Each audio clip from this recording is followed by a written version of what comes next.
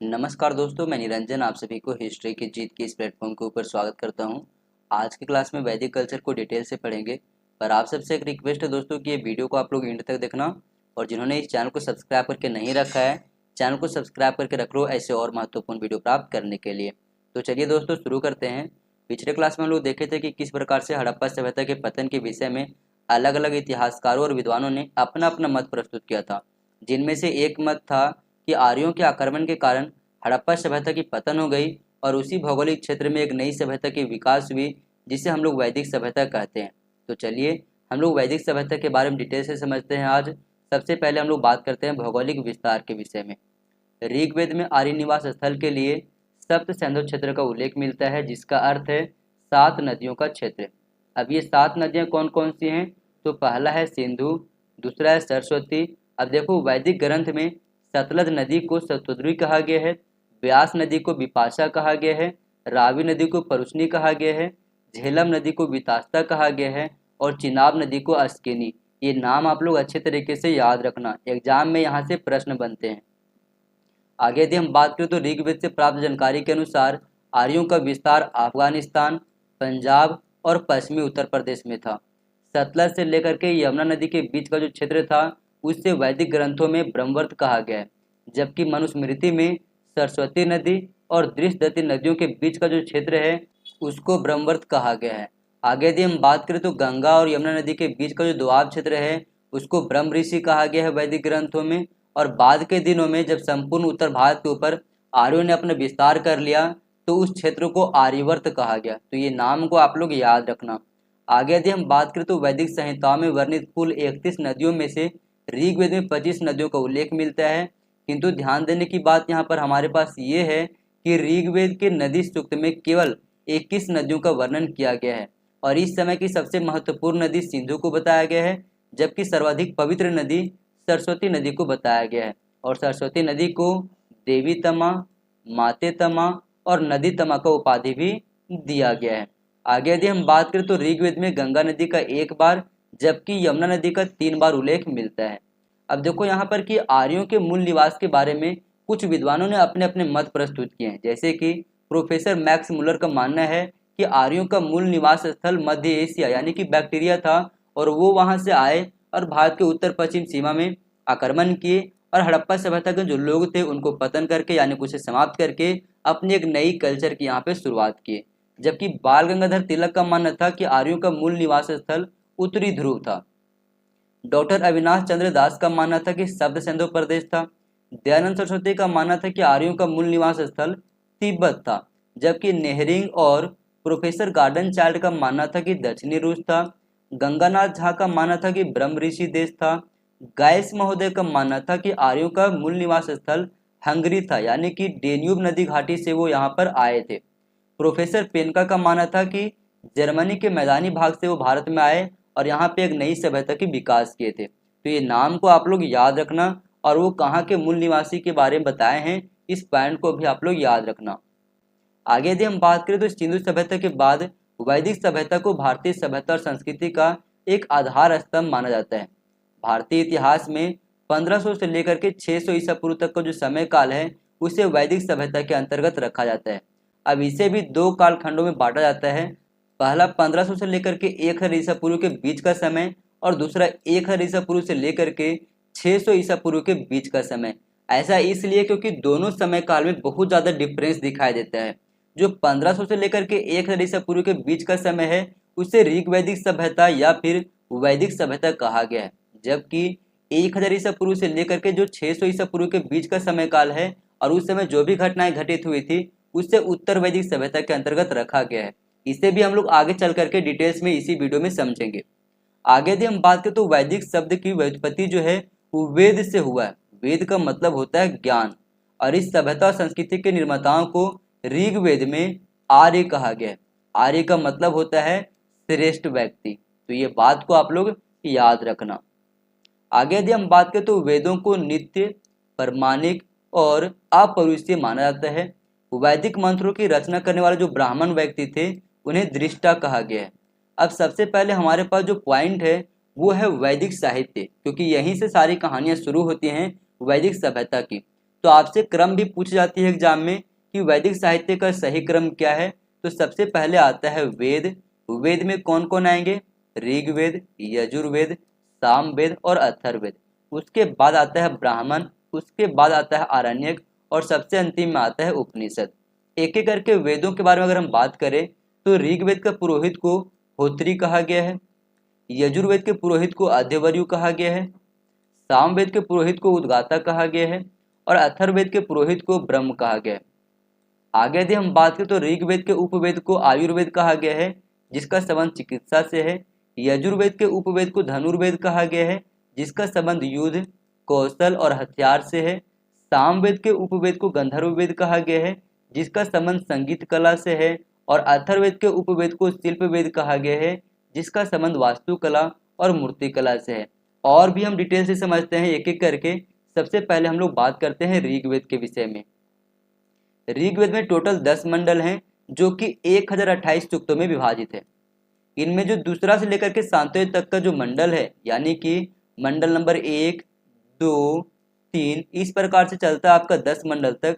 तो जो दूसरे से लेकर के सातवें तक का जो मंडल है उसे प्राचीन मंडल या फिर ऋषिकुल या फिर वंश मंडल के नाम से जाना जाता है। जबकि पहला मंडल और अंतिम का 8वां, 9वां और 10वां मंडल को उत्तर वैदिक कालीन सभ्यता के अंतर्गत रखा जाता है, यानी कि इसका संबंध जो है 1000 से लेकर के 600 ईसा पूर्व के बीच का है। इस चीज को आप लोग याद रखना। आगे यदि हम बात करें तो एग्जाम में यह भी पूछा जाता है कि इन 10 मंडलों के रचनाकार का नाम क्या था। तो जो पहला मंडल लिखा गया था उसके रचयिता का नाम बताया जाता है मधुछंदा और दीर्घतमा। द्वितीय मंडल का रचनाकार का नाम है गृहसमद। तृतीय मंडल का नाम है विश्वामित्र। चतुर्थ मंडल का रचनाकार का नाम है वामदेव। पंचम मंडल यानी कि जो 5वां मंडल का रचयिता थे उनका नाम है आत्री। छठा मंडल का है भारद्वाज। सातवां मंडल का है वशिष्ठ। आठवां मंडल का है अंगिरस और कन्नव। 9वां मंडल का है अंगिरस और कश्यप। और जो 10वां मंडल के रचनाकार हैं उनका नाम है त्रित, इंद्राणी, सची और श्रद्धा। आगे यदि हम बात करें तो ऋग्वेद के 2 ब्राह्मण हैं, एक है ऐत्रेय और दूसरा है कौशिकी। ऋग्वेद के तृतीय मंडल में गायत्री मंत्र का उल्लेख मिलता है। चौथा मंडल जो है कृषि से जुड़ा हुआ है। सातवां मंडल वरुण को समर्पित है। 9वां मंडल के 144 सूक्तों में सोम का वर्णन मिलता है। इस समय की जो महत्वपूर्ण विदुषी थी यानी कि विद्वान महिलाएं थी उनमें नाम आता है लोपामुद्रा का, घोषा, अपाला और सिकता का। प्रथम मंडल इस बात का चर्चा करता है कि अश्विनी ने मनु को हल चलाना सिखाया था। सर्वप्रथम यानी कि पहली बार 4 वर्णों का उल्लेख हमारे पास मिलता है ऋग्वेद के 10वें मंडल के पुरुष सूक्त में, जिनमें पुरोहित का उल्लेख 15 बार मिलता है, राजन्य का 9 बार और वैश्य और शूद्रों का उल्लेख एक एक बार मिलता है। ऋग्वेद में सबसे ज्यादा सिंधु नदी का उल्लेख है और सिंधु नदी को हिरण्यानी भी कहा गया है, जबकि ऋग्वेद में सरस्वती नदी को नदीतमा यानी कि नदियों में उत्तम कहा गया है। अब हम बात करते हैं यजुर्वेद के बारे में। तो यजुर्वेद के 2 ब्राह्मण हैं जिनमें शामिल है तैत्तिरीय और शतपथ। यजुर्वेद का संबंध यज्ञ अनुष्ठान से है। इसके रचनाकार का नाम वेद व्यास है। इसकी 2 शाखाएं हैं, शुक्ल शाखा और कृष्ण शाखा। शुक्ल शाखा के अंतर्गत आता है कन्नव और मंदान्दिन। कृष्ण में आता है काठक, कपिष्टल, मैत्राणी और तैत्तिरीय। यजुर्वेद का अंतिम भाग जो है उसको कहा गया है ईशोपनिषद।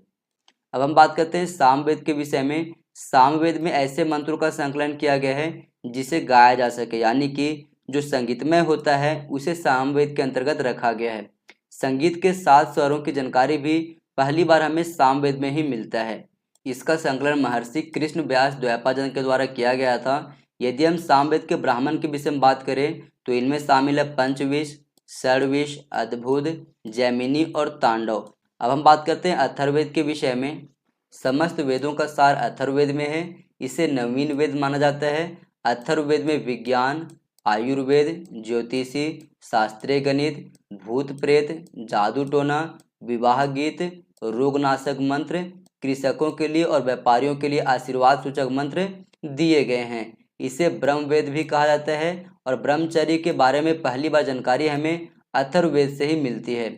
वैश्य वर्ण के बारे में कहा गया है कि वे बलिकृत है यानी कि कर देने वाले हैं। इसके अतिरिक्त ये भी याद रखना कि गोत्र शब्द का पहली बार उल्लेख हमें अथर्ववेद में ही मिलती है। अथर्ववेद का केवल एक ब्राह्मण है जिसका नाम है गोपद ब्राह्मण और इसके रचनाकार का नाम है गोपथ ऋषि। गोपथ ब्राह्मण को जिन्होंने लिखा था उसका नाम क्या है, तो गोपथ ऋषि। इसकी दो शाखाएं हैं, एक है शौनक और दूसरा पिपलाद। अब यहाँ से यूजीसी नेट के पेपर में प्रश्न बनता है कि वैदिक कर्मकांड या अनुष्ठानों पर ब्राह्मण ग्रंथ विशद प्रकाश डालते हैं। निम्नलिखित में से कौन सा ब्राह्मण ग्रंथ और वैदिक संहिता युग में सही सुमेलित नहीं है। ऋग्वेद का 2 ब्राह्मण है, एक है ऐत्रेय और कौशिकी, तो ये तो बिल्कुल सही है। यजुर्वेद का है तैत्तिरीय और शतपथ, इसलिए यहाँ पर ये गलत हो जाएगा। हमसे पूछ रहा है कौन सा सही सुमेलित नहीं है, इसलिए सही विकल्प हो जाएगा ऑप्शन नंबर सी यहाँ पर। अगला प्रश्न है सूची 1 को सूची 2 से मिलान कीजिए। सूची 1 में ग्रंथ के नाम लिखे गए हैं, सूची 2 में उनसे संबंधित विवरण बताए गए हैं। रीत का संबंध है ब्राह्मण और मनुष्यों को संचालित करने वाले विधि सिद्धांत से। सामवेद का संबंध है जप के निमित्त मंत्रों का संकलन करने से। यजुर्वेद इसका संबंध है बलि की व्याख्या करने से। और ब्राह्मण का संबंध है पुजारियों को अनुष्ठानों यानी कि कर्मकांड के संदर्भ में मार्गदर्शन देने से। तो ए का 4, बी का 3, ए का 4, बी का 3, सी का 1, डी का 2 ऑप्शन नंबर ए में है। ऑप्शन नंबर ए आपका सही जवाब है। तो चलिए अब हम लोग बात करते हैं ऋग्वैदिक काल के विषय में। अब तक जो हम लोग पढ़े वो एक बेसिक फैक्ट था जो आपको जानना जरूरी था। ऋग्वैदिक काल की शुरुआत मानी जाती है 1500 ईसा पूर्व से और इसकी समाप्ति मानी जाती है 1000 ईसा पूर्व तक, यानी कि 1500 से लेकर के 1000 ईसा पूर्व के बीच के समय की जो भी घटनाएं थी अब हम उसके बारे में पढ़ेंगे। सबसे पहले हम लोग बात करते हैं राजनीतिक जीवन के विषय में। तो राजा का पद इस समय वंशानुगत नहीं था। राजा को गोप या फिर जनस्य गोप कहा जाता था। राजा का पद गरिमामय भी नहीं था इस समय, ठीक है। इसके अतिरिक्त ऋग्वैदिक काल के अंतिम समय में यानी कहा जाए तो 1000 ईसा पूर्व के बाद क्या होता है कि राजा का पद वंशानुगत हो जाता है, लेकिन तब तक जो है उत्तर वैदिक काल की समय काल शुरू हो जा चुकी होती है। इसके अतिरिक्त राजा के पास कोई भी अस्थायी सेना नहीं होता था। अधिकतर लड़ाइयाँ जो हुआ करती थी वो बेसिकली गायों के लिए और घोड़ों के लिए हुआ करती थी। राजा की सहायता के लिए कुछ संस्थाएं थी जैसे कि विदत जो है सबसे प्राचीनतम संस्था मानी जाती है पूरे इतिहास में। इसके अतिरिक्त विदत का काम था लूटे हुए जो धन थे उनका बंटवारा करना। एक थी सभा जो है आज की राज्यसभा जो हमारी है ना वैसी थी। सभा में वरिष्ठ या फिर कुलीन लोगों का एक समूह होता था जो बैठता था। समिति जो है आज की लोकसभा के जैसा था, यहाँ पे जनप्रतिनिधियों का समूह हुआ करता था। आगे यदि हम बात करें तो राजा की सहायता हेतु 12 मंत्री होते थे जिसे रत्नीन कहा गया है। अब हम बात करते हैं राजनीतिक इकाई के विषय में। तो सबसे निचले स्तर पर आता था परिवार, यानी कि एक परिवार के द्वारा ही आगे की समाज की निर्माण होती थी। परिवार को जो है उस समय कुलूप कहा जाता था और यही कई सारे कुलूप यानी कि परिवार मिलकर के ग्राम का निर्माण करते थे और ग्राम के प्रधान अधिकारी को ग्रामनी कहा गया। यही ग्राम आगे चल करके विष का निर्माण करते थे और इसके प्रधान अधिकारी को विषपति कहा गया और कई सारे विष मिल करके जन का निर्माण करते थे और इसके प्रधान अधिकारी को राजा या फिर गोप कहा गया। महिलाएं भी इस समय सभा में और समिति में हिस्सा लिया करती थी। इस पॉइंट को आप लोग याद रखना। अब हम बात करते हैं आर्थिक जीवन के विषय में। तो आय का मुख्य स्रोत या फिर कहे तो प्रमुख पेशा पशुपालक था। प्रिय पशु इस समय गाय और घोड़ा हुआ करता था। इस समय अस्थायी कृषि नहीं होता था। मुद्रा प्रणाली की कोई प्रचलन नहीं थी। व्यापार बेसिकली वस्तु विनिमय के माध्यम से होता था, यानी कि मुद्रा के रूप में गाय या फिर निष्क का प्रयोग किया जाता था। निष्क का मतलब होता है आभूषण।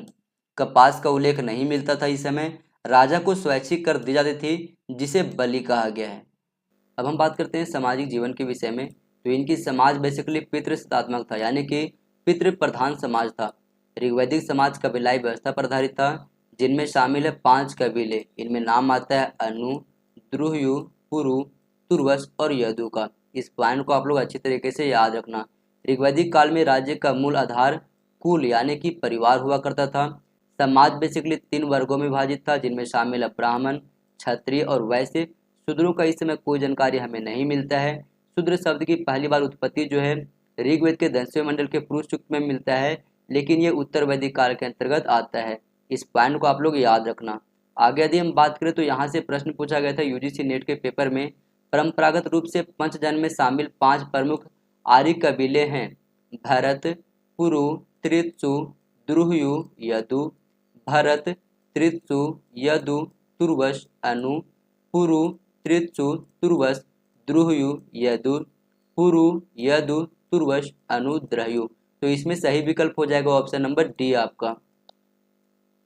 आगे यदि हम बात करें तो वर्ण व्यवस्था कर्मधारित था, यानी व्यक्ति जो है अपना वर्ण बदल सकता था। महिलाओं को सभा और समिति में भाग लेने का अधिकार था। महिलाएं शिक्षा प्राप्त कर सकती थी।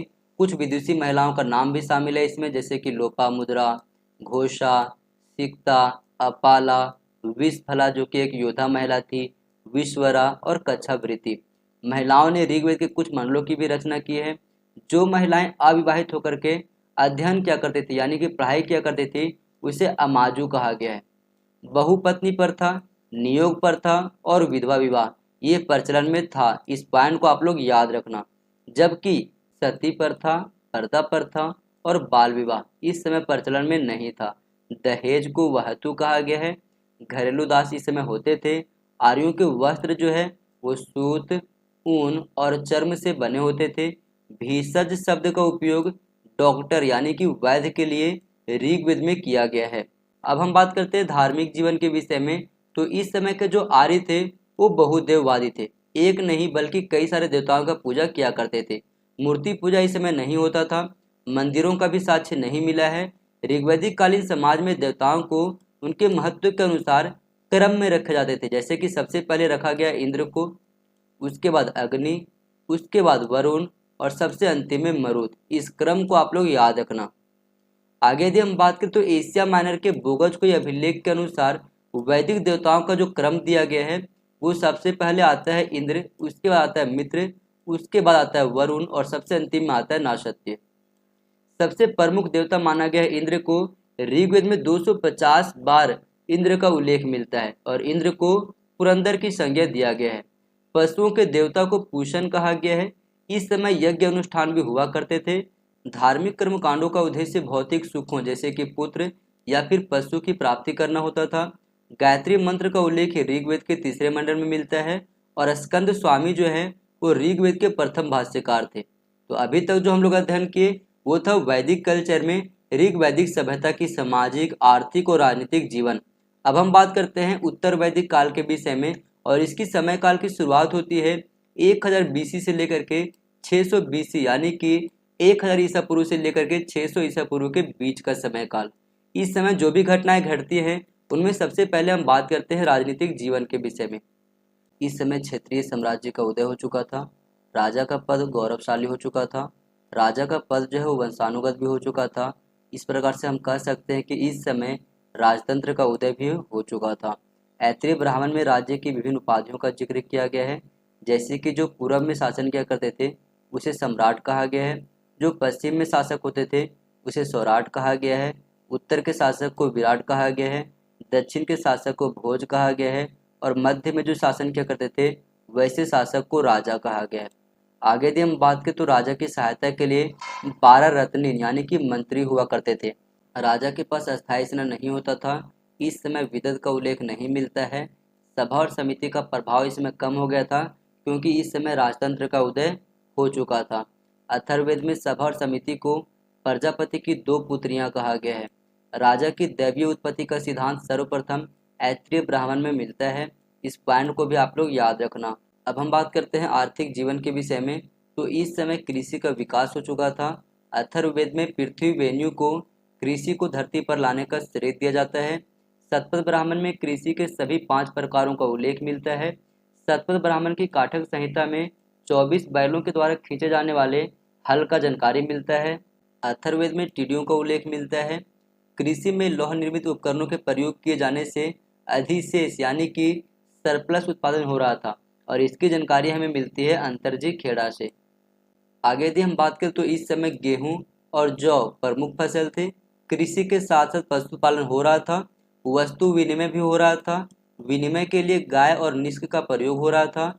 इन्हें समुद्र का ज्ञान हो चुका था, यानी उत्तर वैदिक काल के जो लोग थे उन्हें समुद्र का ज्ञान हो चुका था। धातु गलाए जाने वाले उद्योग का साक्ष्य मिला है। इसके अतिरिक्त ऋग्वैदिक काल में जो राजा को दिए जाने वाला स्वैच्छिक कर था जिसे बलि कर कहा गया है वो उत्तर वैदिक काल में अनिवार्य कर दिया गया था। और कितना कर दिया गया था तो 1/16 पार्ट यानी कि 1/16 हिस्सा कर दिया गया था और कंपलसरी भी कर दिया गया था। अब हम बात करते हैं सामाजिक जीवन के विषय में। तो समाज जो है वो बेसिकली पितृसत्तात्मक था, यानी कि पितृ प्रधान समाज था। समाज 4 वर्गों में विभाजित था, जिनमें पहले वर्ग में आता था ब्राह्मण, द्वितीय में आता था क्षत्रिय, तृतीय में वैश्य। वैश्य एकमात्र वाणिज्य व्यापार करने वाला वर्ग था। इसके अतिरिक्त वैश्यों का कार्य था राजा को टैक्स पे करना। सबसे अंतिम में आता था शूद्र, जिसका काम था उपरोक्त 3 वर्णों के सहयोगी के रूप में कार्य करना। महिलाओं की स्थिति में इस समय गिरावट आई, बाल विवाह भी होना शुरू हो चुका था। अथर्ववेद में पुत्री जन्म को दुखदायी बताया गया। ऐत्रेय ब्राह्मण में भी पुत्री को यानी कि पुत्री के जन्म को दुखदायी बताया गया। बृहदारण्यक उपनिषद में याज्ञवल्क्य एवं गार्गी और याज्ञवल्क्य एवं मैत्री के बीच संवाद यानी कि वाद विवाद या फिर कहे तो आपसी में जो है ना संवाद की जानकारी मिलती है। उत्तर वैदिक काल में प्रमुख देवता जो है बेसिकली वो प्रजापति हो चुके थे। इस बात को आप लोग याद रखना। अब हम बात करते हैं कुछ महत्वपूर्ण फैक्ट के ऊपर। तो प्रमुख षड दर्शन कौन कौन से हैं? तो पहला है चार्वाक दर्शन, इसके रचनाकार का नाम है चार्वाक। दूसरा है सांख्य दर्शन, इसके रचनाकार का नाम है कपिल। तीसरा है योग, इसके रचनाकार यानी कि लिखने वाला का नाम है पतंजलि। न्याय का है गौतम। वैशेषिक दर्शन का है कनाद। पूर्व मीमांसा का है जैमिनी, इसे मीमांसा भी केवल कहा जाता है, इस बात को आप लोग याद रखना। और उत्तर मीमांसा यानी कि वेदांत के रचनाकार का नाम है बद्रायन। अब हम बात करते हैं पंच महायज्ञ के बारे में, जो कि गृहस्थ आर्यों के लिए था। पहला है ब्राह्मण यज्ञ, इसका संबंध है ईश्वर के प्रति कृतज्ञता या फिर ईश्वर के प्रति अपना भावना को प्रदर्शित करना। दूसरा है पितृयज्ञ, पितृयज्ञ का संबंध है माता पिता की सेवा करना। पुरुष यज्ञ का संबंध है अतिथि, जो अतिथि होते हैं, जो नए नए मेहमान होते हैं, उनका सम्मान करना। चौथा है भूत यज्ञ, इसका संबंध है समस्त जीवों के प्रति सम्मान आदर प्रकट करना। देव यज्ञ का संबंध है देवताओं के प्रति आदर प्रकट करना। अब हम बात करते हैं वेदांग के विषय में। हमारे पास 6 वेदांग है, शिक्षा, कल्प, व्याकरण, निरुक्त, छंद और ज्योतिष। शिक्षा का संबंध है स्वर विज्ञान से यानी कि वर्ण, स्वर, मात्रा, बालक, बल, शाम और संतान से। कल्प का संबंध है धर्म विधि और यज्ञ कर्मकांड से। व्याकरण का संबंध है शब्दों की मीमांसा से। निरुक्त का संबंध है शब्द मूल विज्ञान से। और छंद का संबंध है छंदबद्ध से। और ज्योतिषी का संबंध है यज्ञों के विधान के विशिष्ट समय से। अब यहाँ से यूजीसी नेट के पेपर में प्रश्न पूछा गया था 18 जून 2024 को। सूची 1 को सूची 2 से मिलान कीजिए। सूची 1 में लिखा गया शिक्षा, कल्प, निरुक्त और छंद। सूची 2 में लिखा गया छंद, स्वर विज्ञान, धर्म विधि या फिर कर्मकांड और शब्द मूल विज्ञान। शिक्षा का संबंध हो जाएगा स्वर विज्ञान से। कल्प का संबंध है धर्म विधि या फिर कहे तो कर्मकांड से। निरुक्त का संबंध है शब्द मूल विज्ञान से। और छंद का संबंध है छंद से। तो ए का 2, बी का 3, सी का 4 और डी का 1 ऑप्शन नंबर डी में है। ऑप्शन नंबर डी आपका सही जवाब है। अब हम बात करते हैं आगे। गायत्री मंत्र का उल्लेख सर्वप्रथम ऋग्वेद के 3 मंडल में मिलता है। ऋग्वेद की मूल लिपि ब्राह्मी है। वर्ण शब्द का पहली बार प्रयोग ऋग्वेद में मिलता है। अगस्त्य ऋषि के बारे में कहा जाता है कि दक्षिण भारत में इन्होंने आर्यीकरण किया था। पूर्व आर्य समय से ही मूर्ति पूजा किया जाता था, इस बात को आप लोग याद रखना। पूर्व आर्य किसे कहा गया? तो हड़प्पा सभ्यता को कहा गया है। गीता ग्रंथ में कहा गया है तुम्हारा अधिकार कर्म पर है, फल की प्राप्ति पर नहीं। वेदों की प्रामाणिकता में आस्था को लेकर भारत में आस्तिक और नास्तिक संप्रदाय के बीच विभेद दिखाई देता है। आगे यदि हम बात करें तो कठोपनिषद में नचिकेता आख्यान का उल्लेख मिलता है। छांदोग्य उपनिषद में ऋग्वेद, यजुर्वेद, सामवेद और अथर्ववेद के अतिरिक्त इतिहास पुराण को पंचम वेद की संख्या दिया गया है। अब हम बात करते हैं वैदिक कल्चर से जुड़े मोस्ट इंपोर्टेंट शब्दावली को लेकर के। सबसे पहले बात करते हैं वितास्ता की। वितास्ता का मतलब होता है झेलम नदी। अस्किनी का मतलब चिनाब नदी। परुष्णी मतलब रावी नदी। सतुद्री मतलब सतलज नदी। विपाशा व्यास नदी। अन्नवती, उदकवती या सुरसती, इसका मतलब होता है सरस्वती नदी। कुंभा कहा गया काबुल नदी को। कुर्मु कहा गया कुरम नदी को। दुष्धती कहा गया घग्गर नदी को। सुवस्तु कहा गया स्वात नदी को। सदानिरा का मतलब है गंडक नदी। सुषोमा सोहन नदी। भुजवंत हिमालय पर्वत। विदत एक जनसभा थी और इसे प्राचीनतम सभा भी कहा जाता है। सभा वरिष्ठ और कुलीन लोगों का एक समूह। रत्निन राजा की सहायता हेतु 12 मंत्री। ब्रजपति गोचर भूमि का प्रमुख। बलि राजा को दिया जाने वाला स्वैच्छिक कर। वैदिक काल की कुछ राजनीतिक इकाइयां, जैसे कि सबसे नीचे आता था कुल, और इसके प्रमुख को जो है कुलुप कहा गया है। कुल के ऊपर आता है ग्राम। इसके प्रमुख अधिकारी को या फिर इसके प्रमुख जो होते थे मुखिया, उनको ग्रामणी कहा गया है। ग्राम के ऊपर आता था विष और विष के ऊपर आता था जन। इस पॉइंट को आप लोग याद रखना। अमाजु का मतलब होता है अविवाहित विदेशी महिला। वहतु का मतलब दहेज। नियोग प्रथा का मतलब होता है किसी अन्य पुरुष से संतान की प्राप्ति करना। भीषज का मतलब होता है वैद्य या डॉक्टर। पूषण का मतलब होता है पशुओं का देवता। निष्क का मतलब होता है गले का आभूषण या फिर सोना। प्रस्थान त्रय के अंतर्गत आता है 3 पाठ, और ये 3 कौन कौन से हैं? तो पहला है भगवत गीता, दूसरा ब्रह्मसूत्र और तीसरा है उपनिषद। इस पॉइंट को आप लोग याद रखना। अयस का मतलब होता है धातु, और धातु में भी कौन सा धातु? तो तांबा धातु का बात यहाँ पर किया गया है। अघन्य का मतलब होता है जिसे नहीं मारा जाना चाहिए। मधुरवाज का मतलब होता है जो बलि कर ना देता हो। गोवी कर्तन का मतलब है मुख्य आकेटक। तक्ष्ण का मतलब है बढ़ई। संग्रहित्री का मतलब है कर संग्रह करने वाला अधिकारी। अर्थापति का मतलब है मुख्य न्यायाधीश। राजन यानी कि कुलीन वर्ग। पुरोहित यानी कि पुजारी। सेनानी यानी कि सैनिक वर्ग। ग्रामीण इसका मतलब होता है छोटे लड़ाकू सैनिक इकाई। और ग्रामणी का मतलब होता है गांव का मुखिया। ऊर्जापति मतलब बड़े भूमिधारक। कुलपा या गहपति का मतलब होता है परिवार का मुखिया। सूत मतलब होता है रथ चालक। अछवाक का मतलब होता है हिसाब का लेखा जोखा, जुओं का निरीक्षण करने वाला, पासा रखने वाला, पाशक दान या फिर ध्रुत कीड़ा। अस्तेन का मतलब होता है चोर, जो चोरी किया करता था। अज का मतलब होता है अनारी जनजाति, इसे क्रीवी भी कहा गया है। व्रजपति का मतलब होता है योद्धा समूह के प्रमुखों का सर्वोच्च अधिकारी। ईशान का मतलब होता है समिति का अध्यक्ष। गोधूम का मतलब है गेहूं। गोमत मतलब धनी व्यक्ति। गोत्र मतलब गौ समुदाय। दुहिता कहा गया लड़कियों को यानी कि पुत्री को। दस्यु का मतलब होता है भारत के मूल निवासी। पनी का मतलब होता है व्यापारी। प्रत्याहार का मतलब है राजा का रक्षक। ब्रीही का मतलब है चावल। मान का मतलब है उड़द। मुग्ध का मतलब है मूंग। यव मीन्स जौ। विष का मतलब है गांव का समूह। विदत मतलब जनसभा। श्याम का मतलब है लोहा। सीता का मतलब है हल से बनी नालियां। स्पष्ट मतलब होता है गुप्तचर। और पालगल मतलब होता है संदेश वाहक। तो ये सारे फैक्ट को आप लोग अच्छे तरीके से याद रखना। और हाँ दोस्तों, वीडियो कैसी लगी कमेंट सेक्शन में जरूर बताना, क्योंकि आपकी कमेंट ही मुझे मोटिवेट करती है नेक्स्ट वीडियो को लाने में। और जिन्होंने इस चैनल को सब्सक्राइब करके नहीं रखा है, चैनल को सब्सक्राइब करके रख लो ऐसे और महत्वपूर्ण वीडियो प्राप्त करने के लिए। थैंक यू दोस्तों, अगले क्लास में फिर मिलते हैं।